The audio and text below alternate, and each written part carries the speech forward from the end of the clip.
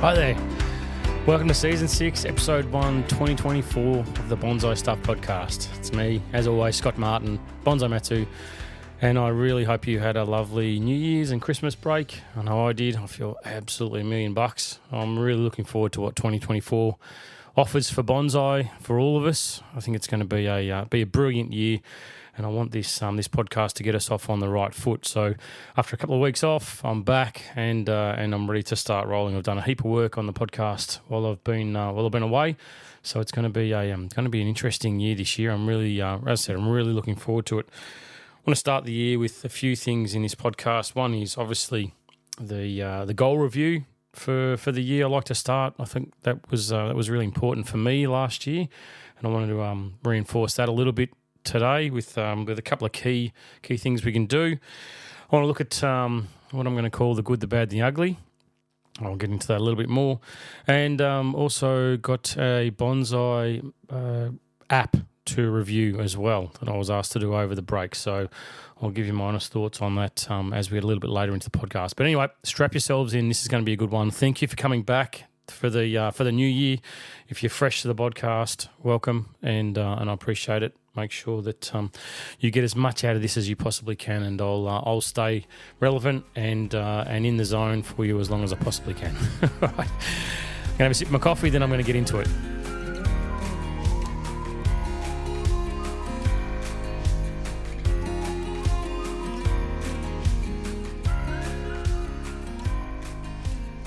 That's better. All right. 2024, start of a new year. Depending on where you are, it's in the peak of summer. Some places around Australia have been cooked. I know where I am in Melbourne, in the southern part. We've only just started to get some warm weather now, so we've had it pretty easy until now. The fear I had in my head about hot, dry summers just hasn't turned out. We've actually been really humid here, and it hasn't been that warm at all. Been quite cool with lots of rain. But then I look across to our friends over in the west, over in Perth, and they're getting flogged on a daily basis. So it's a large place, Australia, and we seem to cop everything everywhere. So it's just one of those things we have to be ready for. Anyway, so starting the year out, it's I suppose even if you're in the northern hemisphere and it's winter, it's still a good time to do an annual review, goal setting time review, to work out what you can do. So I want to break this into two sections. One is your collection.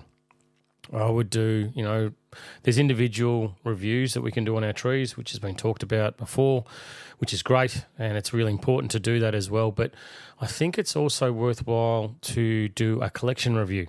Like, have a look through your trees, have a look through everything you've got, and start to put them into categories or into areas of, stuff you see with potential, stuff you see with, maybe no potential, or it's going to be hard work and maybe you're not going to commit to it, or stuff that you just think, it's just weird. I'm just not sure where the hell to go with it. I can possibly see something in there, but I'm just not sure. And then, just I think if you can work out your collection into that area and then work out what to do with it post that review, then you can possibly stop beating yourself up for things that you may or may not be able to do with the trees that you've got in your collection. Maybe not everything needs to go through the medieval torture chambers to become a beautiful bonsai. Maybe it's just beyond the tree to become the vision that you've got of it. Maybe it isn't. But I think that until you go through your collection and you do that review, you have a good hard look at it and say to yourself, okay, well, this one's got potential, I'm going to do something with it. And then you set it on a path during 2024 to say, okay, now this is what I'm going to do. So I think that's the first step of what I would do as far as a review. I'm going to talk more about that in the next segment of the podcast that I'm going to call the good, the bad, and the ugly. So I don't want to dig too much into it now, but I think that's the first step of the review that I'd be doing for 2024 would be a collection review. The second part would be a self-review, to have a good hard look at yourself and say, how can you improve yourself in 2024 in regard to, I'm talking specifically bonsai, but you can extend that as far or as wide as you possibly want. It's not my place to tell you that, but As far as bonsai goes, work out how can you take yourself to the next level to achieve what you want to achieve with bonsai. Now, we've all got dreams, all got aspirations, all got hopes and desires when it comes to bonsai.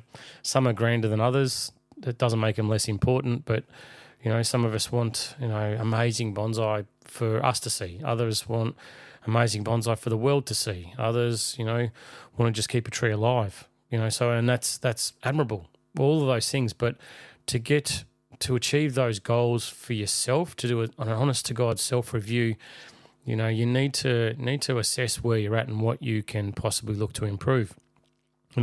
Having a vision in your head or being able to sketch something out and say, this tree here in front of me, if I just did this to it, then it's going to look like this, and that will be an amazing tree. It's got beautiful bark. It's got such a nice nabari. I can just imagine it going into the right pot. Well, okay, to get there, what do you need to do? Not the tree. What do you need to do? And more often than not, it'll be a skill-based issue that you'll need to deal with. Is your wiring up to standard? Do you know how to do major bending on trunks? Do you know what to do when you repot the thing and post repotting? But there's so much to all of this that you probably need to make a little checklist for yourself when you look at the tree and say, yep, okay, I've been through my collection. Scott said pick one that's, it's a ripper. All right, this is a ripper. It's got so much potential in it. I've got a plan for it. I've got a vision. All right, well, how do you get it from where it is now to where you want it to get to? And don't just throw your hands in the air and go, I'm not sure. Well, maybe I'll watch a few YouTube videos and that'll help me do what I need to do. It's all well and good to watch someone else do it, but you need to have that skill set yourself. And it takes time, it takes practice, and it takes diligence to get those things right. It's like anything, playing a sport or playing cricket, whatever it is, to get to be the best that you possibly can. Doesn't mean you need to be the best in the world, but to be the best that you possibly can, it takes practice. I don't care whether it's going for a run or even walking. You want to start, walking. Your New Year's objective is, hey, look, I'm going to get fitter and I'm going to start by walking. You can't just get off the couch and suddenly go and walk 10 Ks every day. That's just not going to be possible. So these things need to be built up to, and something simple like walking, we can, pretty much all do it. But if, you can't extend yourself to the point where you're going to be, completely buggered every single day because you keep pushing yourself to that point. You need to have a plan. You need to build up to these things. And it's like wiring. If you're going to improve your wiring on your bonsai, then how do you do that? How do you get from where you are now to the next point? And that's the part that you need to really put your efforts into and your energies to work out those things. And you need to be really honest, and think about what you need to achieve and seek out help. Your improvement can come from things like, obviously courses and workshops. That's a given, but it might also be through your bonsai network that I've talked about. It might be other people that that can, don't be embarrassed or don't be shy in saying to someone that that can wire really well, hey, listen, can you just give me a hand? Can you just show me how you do this? Or I can see you've done that on that tree. Why did you do that? And can you show me the technique that you used for it? Taking photos of people as they're doing work or small videos of them and in studying how they apply wire. I found that really important for me when I was watching, people in Japan wire, seeing how they use the finger to guide the wire around. At that stage, I didn't do it. I sort of just had a grip on it and I was winding it around. Whereas seeing how someone uses a finger to guide a wire around at certain times when they're wiring really made me think, well, what are they doing that for? And then I went, that's so you get it exactly where you want it and you've got complete control and it's in the exact position that you want and you can make sure that it's in correct contact with whatever it is, trunk, branch, the tree that you're shaping and styling. So do a little video of it, come back to it, review it, look at it over and over and over and see, this is how they're doing it. This is how they're using their left hand. This is how they're using their right hand. All right, okay, that's a really cool technique. That's something that I need to practice. So, from then on, whenever I've got in front of a tree and I'm applying wire, and I go to my default, which is the not the best. It's not wrong, but it's not the best that I could possibly be. I would stop myself and go, right now, remember that video that you took? Remember that footage that you've seen over and over? Replicate that, do that again. It's like, So once you do it once, come back, go back to doing wire again. I'm back to my default, which is wrong. Stop myself and go right now. And sooner or later, what was the default becomes obsolete, and what you've been working on so hard becomes the norm. And that's when things start to change for you. That's when things start to get better. But it takes practice. It takes concentrated effort for you to say, all right, I am mentally going to stop myself when I do the wrong thing, and I'm going to correct it, and I'm going to do good technique. You know, as you get tired, I've talked about it before in podcasts, whenever you get tired working on trees, you always resort to the default, which is more than likely wrong. You know, the wiring gets sloppy, your pruning gets really lax, your movement and placement of branches gets a bit, incorrect. You might break things a little bit more, you might crack branches, you might be in a bit more of a rush, and that's when you've got to hit that pause button and say, that's enough for today, because I'm going backwards. I'm not actually going forward with this. I'm not achieving what I want, and slowing it down, getting the technique right will mean that next time you do it, you'll be on a more of a roll, and you'll get things more correct. The other thing you can do is to improve things is to look out for bonsai clubs. There's so many of them around the world. There's I don't know, thousands and thousands of these things, and they're in every continent. If you jump on Facebook, you'll find them pop up bloody everywhere. And sure, they're full of a mixed bunch of people. They're eclectic. They've got their own intricacies. They've got their own upside. They've got their own downside. But all in all, they're such a positive place for people that have this burning desire to love these little trees in pots that you might not find everything that you need there from a learning point of view, but there's going to be stuff. There's definitely stuff. People that come in to do the demos or the talks or whatever it is. You can absorb that like a sponge. Take it all in and make sure that you get every little ounce of it. It might be that for every meeting that you go to, you pick up 10 seconds worth of goodness.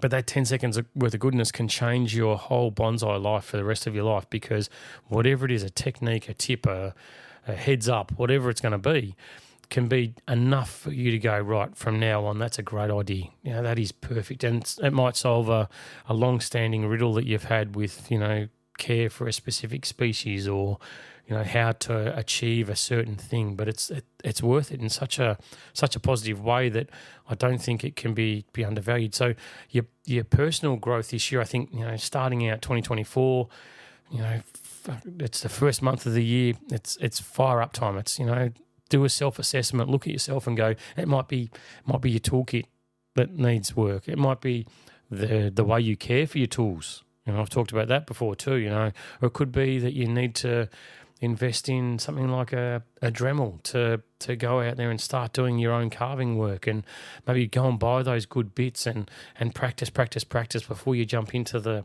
beautiful tree that you've got in your collection that, one day I'm going to carve that thing and that's going to look amazing. Well, maybe this is the year. Maybe this is the year where you say to yourself, all right, I'm going to buy the bits. I'm going to get an old tree. I'm going to start practicing. I'm going to watch those YouTube videos. I'm going to get my technique right. I'm going to do some courses. I'm going to go to demonstrations. I'm going to watch how people do this. And then I'm going to take the leap and I'm going to do this thing on my own tree. That's what this year is for. So it's great to have these goals and objectives for your trees. And, I think that's exactly what we should be doing. But you need to also put in play a plan to improve yourself so you can achieve what you need to achieve with your bonsai for you to achieve your goals. So it's going to be a great year this year. I think that the bonsai network is going to come in more and more for people all around the world. I think that that's where you'll get great benefit from it, whether it's a quick idle chit chat here about all things bonsai, or it's about technique, or it's about self-improvement, or it's like, hey, have you seen this video? Or, hey guys, I'm looking for or girls, I'm looking for something that's going to help me improve my wiring. Hey, here's this video. It's the best thing I've ever seen. It's it's the top of the top. So anyway, I think that if you can incorporate into your plan this year a bit of a self-review and maybe a checkbox list of things that you really need to make sure that you achieve, I reckon that's a good way to start the year.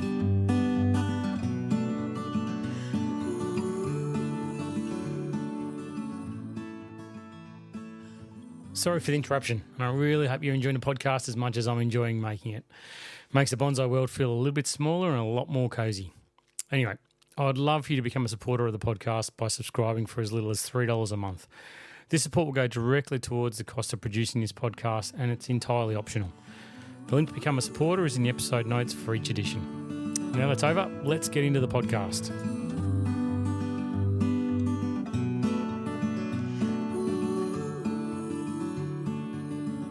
All right, let's swing back now to the collection review that I talked about earlier. This is, again, something that it's not easy to do. I get that. And sometimes, there's something about a tree in your collection that you love and you're sure somewhere in there it's got potential, but you're not exactly sure where or how or what to do with taking that next step. That's completely normal. That happens to a lot of people. And sometimes you'll find trees can sit there for years and years and years before something pops into your head and you go, hey, you might be flicking through social media and you'll see something and go, oh, hang on a minute. That's what this thing's got. That's got that potential to make it to that point. So I'm not saying go through your collection and start burning trees or anything like that. I'm not suggesting that in the slightest. But I think as I was doing my own review over the summer break, I was looking at them going, yep, yeah, I love it. That's a good tree. That's a good / great tree. I love that one. Yep. All right. So that one there, yeah, it's probably in a bad pile because it's got so much that's got to happen to it that it's really I'm just not sure I've got the wind in my sails to do that. And then there's another one that I was looking through and going, that's sort of ugly, that tree. That's ugly. And I went, hang on, that's actually the good, bad, and the ugly. That's 3 great categories that I like for classifying my trees. So stick with me. I'm not saying bad and ugly are the same thing. They're very, very different. So I'll start with the good. The good ones, stick to the plan.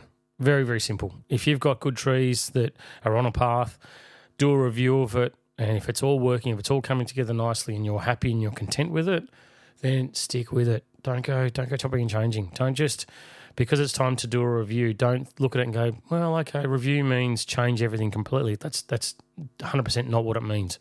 What this review means is, are you still on the right path? Like a year isn't a long time for a tree. A year is nothing. It's a blink of an eye. So if you're heading in the right direction and your plan that you had in place for it previously is working, then stick with it. Just maybe review it. Did everything go well that you did last year? Like in the last year's plan, if you'd set yourself timetables to say, okay, then I'm going to do this, I'm going to wire it, I'm going to repot it, I'm going to, whatever it is, what else needs to happen? Does the wire need to come off now? Is there, did you wire it at a time of the year that was incorrect? Do you need to shuffle your plan around to say, okay, now I'm going to wire that tree at this time of the year, or I'm going to do this at that time of the year, or, your fertilizing plan for it, is it still valid? If it's a tree that's in the refinement stage, does it need to be altered? Does your fertilizer need to be scaled back a little bit? Was the fertilizing last year a little bit too aggressive? If it wasn't repotted, does it need to be repotted this year? All those things, but don't go through and just for the sake of it go and change the plan. If it's in the good category, then stick with it. Okay, review. Make small amendments to whatever it is you need to do. Maybe you don't need to wire it as much this year. Maybe it's tip wiring as opposed to major branch wiring. Whatever it is, if it's in the good category, then stick with it. So let's move on to the bad. As he shuffles in his chair. The bad. These are the ones that there's something major that's not right with it. There might be, I think about, when I say the bad, I think something like with a dead straight trunk that's just got nothing happening. It's sort of more in the stick category as opposed to something with a little bit of movement or texture or something that makes you want to spend time with it. Those ones there, they take up space on the bench. They might be a vision to someone else. In your eyes, you're looking at them as the bad.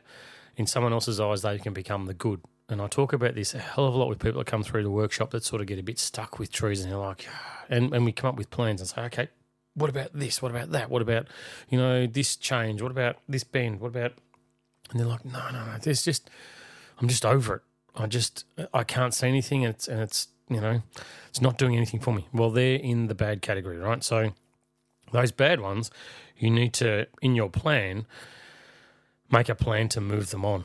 And this is where I talk about bonsai clubs a little bit on this podcast, but being part of a bonsai club gives you access to sale days, which means that you can move on these things. And, there's also different online platforms, marketplace or whatever, where you can sell these things. Be very careful. I'm not endorsing any of this stuff, but, maybe it's even your bonsai network. Hey, hey guys, I'm looking at moving this tree on. This is what I want for it. Is anyone interested before I offer it to anyone else? And someone in your network might go, yeah, fantastic. That looks brilliant. I'll take that. That's a bargain. Or it could be to the point where you actually gift it away. You don't always have to sell your trees. Sometimes it's really nice to gift these things to someone down the line that maybe is fresh on their bonsai journey and it's got those big bug eyes that are like, yeah, I'm into this and I love it.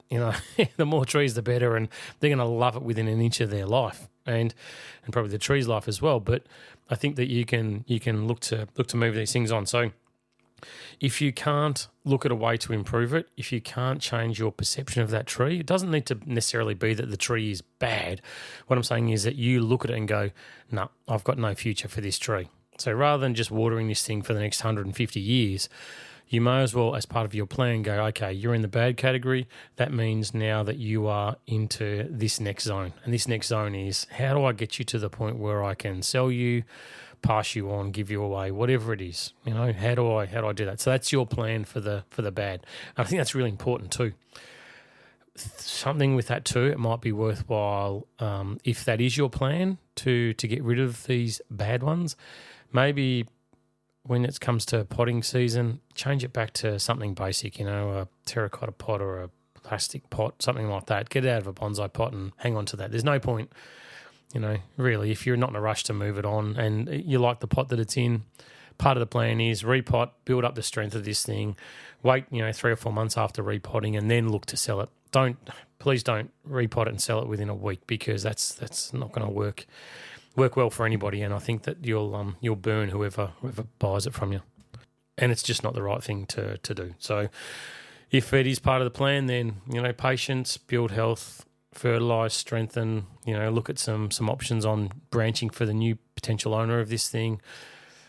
Get it to the point where it can be happily moved on, and both parties are very satisfied with the outcome. That's what I do with the bad. That's what I think you've got to do with the bad, is provide someone else to make them into the good category. All right. So now the ugly. The ugly ones. You look through your collection and there's something about it. It's just like, it's gnarly. It's it's got this big lump on it. It breaks all the rules. It's got a big dead bit in the middle of the trunk. It's there's something about it. You go, God, it's ugly. My advice to you is love the ugly ones. Seriously, they will become, over time, possibly the most admired piece that you have in your collection. The ugly are the ones that stop you. I've talked about this before. When you walk through bonsai shows or you look at someone's collection, there can be magnificent trees there and you go, yep, nice. And you get to an ugly one and you'll stop and go, yep, that's it. That's the one.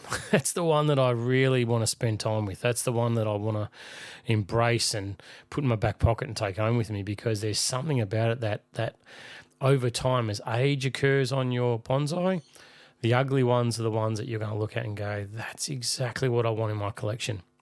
I was flicking through social media the other day, as I do, looking at trees. It's crazy. It's something I just can't seem to get away from. Bonsai 24/7.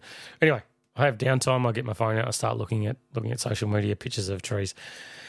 So I was looking through, and it was photos of trees at IGN where I'd done some study, spent some time, and you look at trees and go, yeah, that's nice. Yeah, it's nice. And all of a sudden, one comes across the screen that you look at, a before photo that was put up, and it's this gnarly trunk, and you're just like, oh, that is the one. That is exactly what I would love to have, something like that in my collection.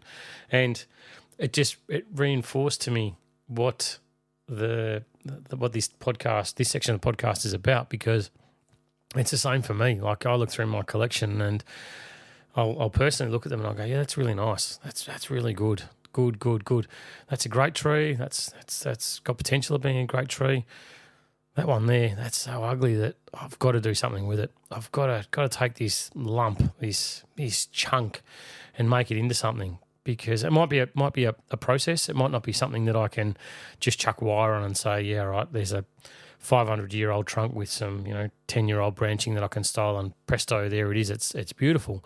We don't have access to that sort of stuff in Australia, but they're the ones those ugly ones are the ones that I will put my back into, that I will spend time on, that the plan becomes very, very clear. Other ones I'll look at and go, yep, all right, you're in the category, you're in the good category. So that means for you, fertilising, okay, this is the plan for you. You're in that general realm of, ramification stage. So, yep, this is generally what your plan's going to be. This is your pruning time. Do I need to repot you? Yes, no, simple, really, really easy, right? Am I going to wire you this year? Okay, you're in the maybe wire, you're in the definite wire, and you're in the nut, don't wire and take the wire off stage. Whereas those ugly ones, it's like, all right, so now what do I need to do? Do I need to thread graft? Is there any grafting that I need to do of any kind? What do I need to do with this tree over the next 10, 15, 20 years to make it something that's going to stop me dead in my tracks when I walk through there with my cup of coffee and do my daily review of this thing? Like, what's going to be the one that's going to tick all the boxes for me to say, yep, you're it. You're the one that I want to spend time with. The ugly ones, quite simply, are going to become the special ones in your collection. And they're what I hunt for. They're what I look for when I look at acquiring a tree from anywhere. Is there something about it which is different? Is there something which is going to make me stop? Because, and it's easy to say this when you've been down the process, and I'm sure people listening to the podcast aren't at this point, but you're still acquiring stock. You're still trying to build your collection. But for me, I've found that you go through that building phase. You get the stock that you want. You look at the trunks and go, yeah, that's a really nice trunk, and that can become a classical bonsai. That can become something which is just bloody elite. Just bang on for exactly what I want as the ideal or the perfect bonsai in my head. But once you sort of go down that path, you're 10 years deep plus in your bonsai journey, and you've acquired all this stuff, and your trees are starting to develop. The 1 to 2s, the maintenance that you've been doing, the work you've been doing, the strength building, the everything, the magic work that we do behind the scenes with our bonsai to make them perfect and strong and healthy pays dividends. And you start getting there, and you get to the point where it's like, the branches are all set, secondary branches are all set, trunks set, it's in a great pot. Really, it's just, water, feed, prune, repeat. It's the same thing over and over and over with the trees. And don't get me wrong, I don't mean to sound like it's boring, but it does become mundane with what you're doing with your collection. The spark for me, the thing that really fires me up, that gets me going, is the ugly. And they're the ones that I strongly encourage you that you might not have the skill set now to take something that's ugly and make it beautiful down the track, but I can absolutely put my bottom dollar on it now that if, no matter what point you're on your bonsai journey, if you come across something that you think is ugly, it's got a big hole in its trunk, or it breaks the rules so badly that it just can't be a bonsai, I'd grab it. I'd grab it and I'd put it aside, because somewhere down the track, when you get to this point in your bonsai life where you go, yeah, I've got the perfect trunks, I've got the left rights, I've got the nice branching, I've got everything, I've got bark, I've got everything looking really nice. I guarantee the one that you're going to be drawn to is that ugly one that you acquired so long ago that you've just kept alive. You're going to go, right, now this is a project. And as I said, it's not going to happen overnight. It's not going to be something that you can flip and turn into a tree. Well, I wouldn't think so anyway. But it needs to be on a path, on a plan, on a process. So if you do happen to trip across something like that, 2 things you can do is A, give me a call. No, seriously, the thing you can do is you can put into your collection and tuck it away in a corner somewhere and come up with a plan and, hey, reach out to someone like me, because I love those ugly ones, and I'd love to help build plans and paths for these things to become something down the track, because it's they're the special ones. They're, like I said, they're the ones that sort of stop me dead in my track and make me want to spend time with them. So we've got, just to recap, we've got the personal review. Have a look at yourself, a good hard look and honest look. What can you improve? And I'd almost bet that every single person listening to this can improve their wiring. That's number one. Spend the time on it. Get that right, because good wiring means that you can do almost anything with a tree to make it beautiful, to fulfill your vision of what you want to do. That's probably the better way of doing it, rather than beautiful in my eyes. It's fulfilling your vision of what you want to do. Good wiring is the absolute foundation of that. And crap wiring, bad wiring will never let you get there. And it becomes frustrating to the point that you'll throw your hands in the air and you'll put that tree into the bad pile, because it never gets there. It never does it. It's possibly not the tree, it's yourself. So a good hard review of yourself. What can you do this year to improve things? What's your bonsai self-improvement that you can take? Is it going to conventions? Is it going to shows? Is it joining a club? Is it seeing demonstrations? Is it doing workshops? Is it doing courses? Is it reviewing things and practicing over and over and over again to make yourself the best possible version that you can be in the bonsai world that you want? It doesn't mean you need to be number one in the world, but just take that step forward, because I guarantee you your personal bonsai satisfaction that you'll achieve will be so much more than what it is. And secondly, the review of your collection, not individual trees in such that with their plans. That's another step, that you've got to do. Go back to season 5, episode 1, and have a listen to the review steps and process you should go through. But this is a collection review. Look over your collection, break them into 3 categories. The good, they're on the path. Stick with it, review the plan, make minor changes, keep going. The bad, can't see any potential in them. There's stuff about them that just, you can't do. The plan for those ones is, how do you move them on to the next phase? If you can't do it, let someone else take over the control of those beautiful trees. And the ugly, keep them in the collection. Make a plan for those things. Get excited about them, because guarantee you somewhere down the track, they're going to be the ones that are winning bloody bonsai exhibitions, or making your friends go, oh my God, have a look at that thing. That's amazing. That's incredible. Or that you stop and have a beer in front of, every Friday night as you finish a long week, and you walk out and you can't wait to get out there and just sit there and admire it. And time zips past when you're standing in front of this thing, and you keep thinking about upgrading the pot every year on year, even though it's got an amazing pot that you think's perfect for it. Oh, could there be a better one out there? Or what if it was like this? Or what if it was like that? Those are the ones that will sort of stop you dead in your tracks. So that's the review that I think I want to start the year with, and the podcast, and just be honest. That's all you have to do, and get into them and find out why you love these things, and keep pushing the path. Don't change it, just keep pushing the path.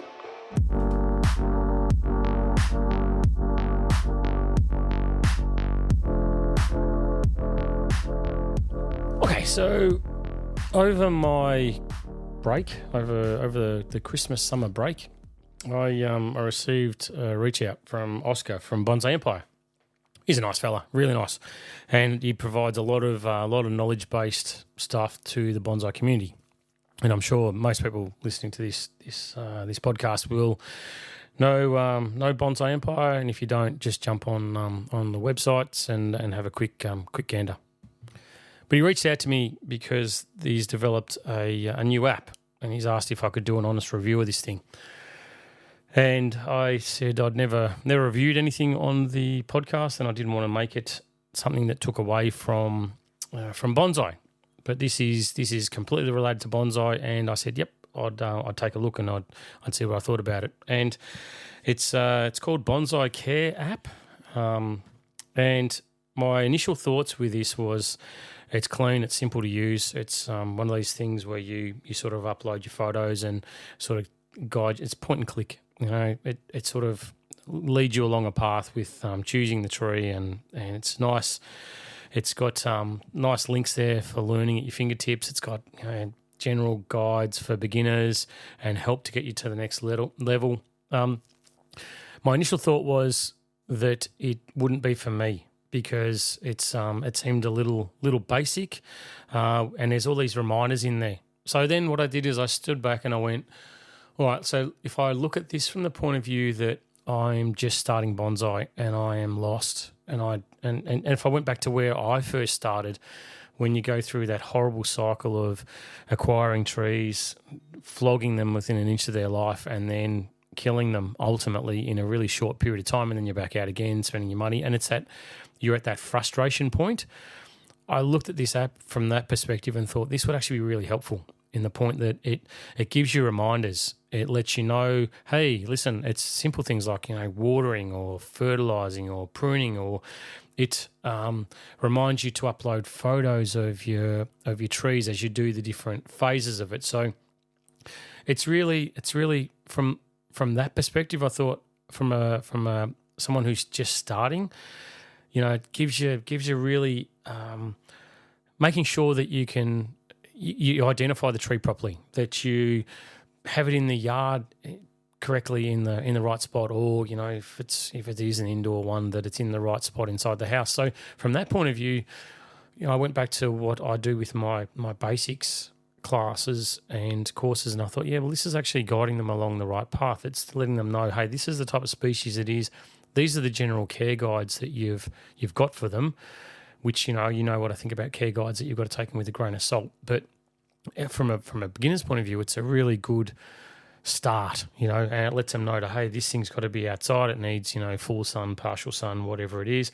And it might be that it says, okay, you're coming into spring. Now's a time to fertilize your trees. And don't forget that, you're going to need to be doing pruning of the tree. And hey, you've just pruned your tree. You've received a reminder on your phone saying, now's the time to do this. Upload a photo. So from that point of view, I think it's good. It's really positive that it can push you along and guide you and steer the ship for you a little bit, rather than sitting back going, what do I do? I'm so lost. I'm not sure what step I should take. I actually found this app to be quite useful from that point of view, that it would lead you down that path, and it would guide you, and it would help you to do what needs to be done.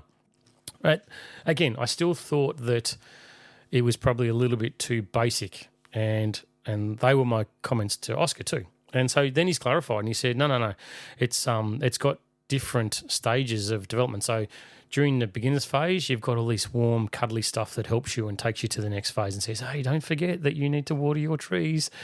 Then when you start getting more to the intermediate and advanced, it takes away the daily reminders, because if you've got 20, 30, 500 trees like I do, and you're getting reminders about every single tree in the collection, it'd drive you berserk. But you can turn that off. But it also reminds you to be uploading photos, and might give you a quick link to a care guide. Let's say it's a species you've never had in your collection before. It might sort of just prompt you or help you a little bit as you need it when you're doing work on those things.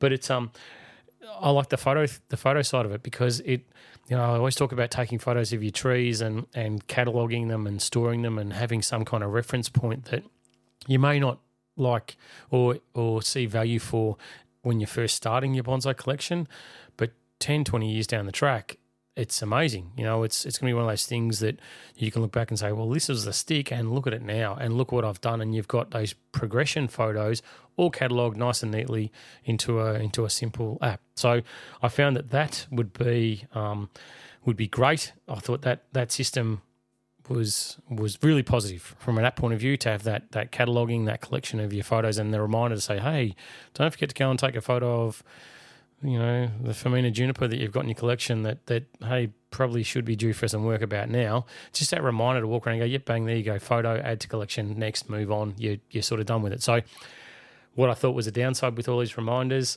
great at the beginning, I could see they'd wear pretty thin as you got more advanced. You can actually turn it all off. So from that point of view, it looks good. And he's also told me that there's a social section being built into the app too, where users can sort of connect and ask for advice and whatever. So I think that links back to that bonsai network that I talk about, that's being built into this app, where people can share work and comment and all that sort of thing. I think the policing of something like that's going to be something which will need to be reviewed, but as it's only in early stages, it's not really something that I can review at this stage. But I tell you one thing, Oscar is he's dead keen for bonsai.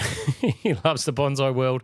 He loves bonsai, and anything education-based inside that realm, he seems to have a pretty good grasp on. And like I said, the app's pretty slick. It's pretty neat. It's pretty easy to use.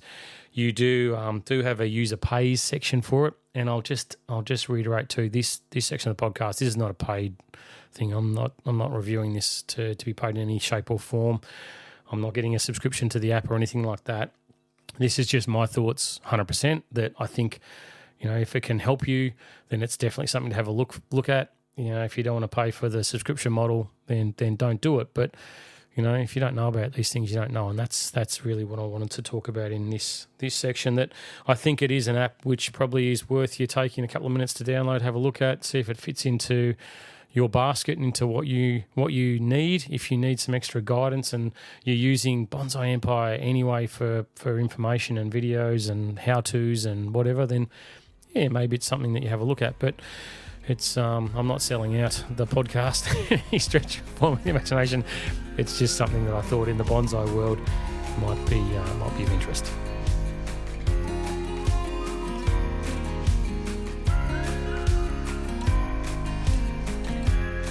Well, thank you. It was nice to dust the cobwebs off. Not that they're really settled after a couple of weeks, but it's really good to get back in the podcast. I really enjoy this format.